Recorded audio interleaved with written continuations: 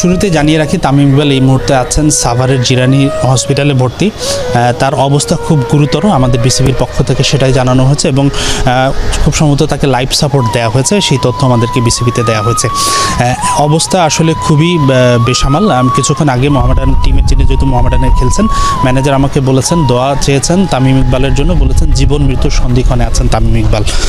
তো তার স্ট্রোক হয়েছে। একটু পেছনের গল্পটা বলি। আজকে যখন 9:30 তারা খেলতে নেমেছিলেন, সকাল থেকেই তামিম ইকবালের অ্যাসিডিটির প্রবলেম হচ্ছিল। তিনি খেলতে নামার পর একটু অসুস্থ বোধ করে প্রথম দফায় উঠে এসেছিলেন, তারপর দ্বিতীয় দফা তিনি আবারও খেলতে নামেন। সেই পর্যায়ে আসলে তিনি গুরুতর অসুস্থ হয়ে যান। ধারণা করা হচ্ছে তার অ্যাসিডিটি বেশি হওয়ায় সেখান থেকে হয়তো তার স্ট্রোক তিনি করে থাকতে পারেন এবং দ্রুতই তাকে, যেহেতু জিরানিতে এই হসপিটালটি, সেখানে তাকে ভর্তি করানো হয় এবং বিসিবি থেকে তৎক্ষণাৎ তাকে উন্নত চিকিৎসার জন্য এয়ার অ্যাম্বুলেন্স পাঠানো হয়, হেলিকপ্টার পাঠানো হয়। কিন্তু আমরা যেটা জানতে পেরেছি সেটা হলো যে এয়ার অ্যাম্বুলেন্সে আনা সম্ভব হয়নি, কেননা এই মুহূর্তে তার শারীরিক যে কন্ডিশন, তাতে ডাক্তার বলেছে তার ট্রাভেল না করাই ভালো।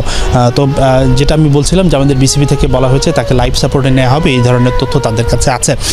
এবং ক্রিকেট বোর্ড থেকে প্রধান নির্বাহী নিজামুদ্দিন চৌধুরী এবং পরিচালক আকরাম খান এবং তামিম ইকবালের যিনি চাচা, তিনি অলরেডি অন দ্য ওয়েতে আছেন। তারা হয়তো কিছুক্ষণের মধ্যে পৌঁছে যাবেন সাভারের সেই জিরানির হসপিটালে।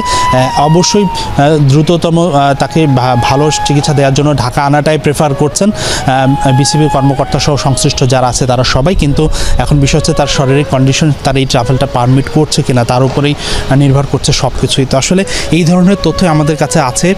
তথ্যটা যেহেতু কিছুক্ষণ আগের ঘটনা, যদিও তার অসুস্থতাটা শুরু হওয়া 9টার দিক থেকে, আজকে দুপুর 12টায় বিসিবির বোর্ড মিটিং ছিল, কিন্তু সেই বোর্ড মিটিংটা ক্যান্সেল করা হয়েছে তামিম ইকবালের শারীরিক পরিস্থিতির কারণে এবং সবার উদ্বেগ, সবার চিন্তার বিষয় এখন তামিম ইকবালকে ঘিরেই।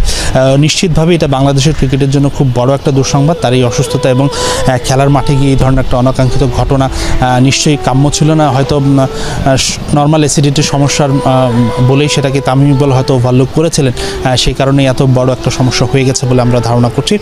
তবে দেখা যাক, আমরা দ্রুতই পরিস্থিতি জানানোর চেষ্টা করব দর্শকদের। এখন পর্যন্ত আসলে এই ধরনের তথ্যগুলো ছাড়া আর কংক্রিট কোনো তথ্য নেই, যেহেতু ঘটনাটা হ্যাপেনিং ঘটতেই আছে। আমি লাইভে দাঁড়ানোর 5 মিনিট আগেও বিসিবি পরিচালক মিডিয়া কমিটির চেয়ারম্যান মিঠু ভাইয়ের সঙ্গে কথা বলেছি, ইফতেখার রহমান মিঠু।